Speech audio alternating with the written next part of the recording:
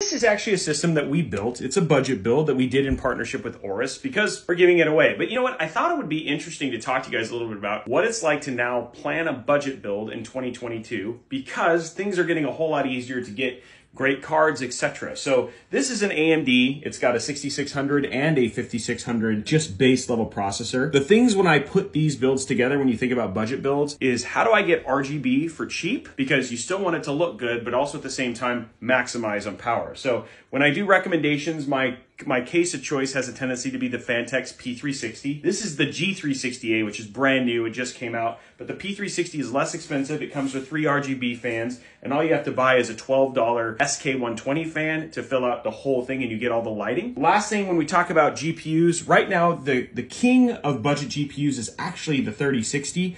You can get a 3060 from EVGA specifically. I have a whole video on this for less than 400 bucks. When you compare it to the overall power of the 6600, the 6600 XT, or even the 3050, or even the 6650, power for performance ratio is way better. Even though I've got an AMD 5600, still recommend doing Intel at this point in time. 5000 series is going away. It's the end of AM4. So if you wanted to upgrade, you're either gonna wanna wait for 7000 series, but the problem is that those are gonna be pricey for a little while.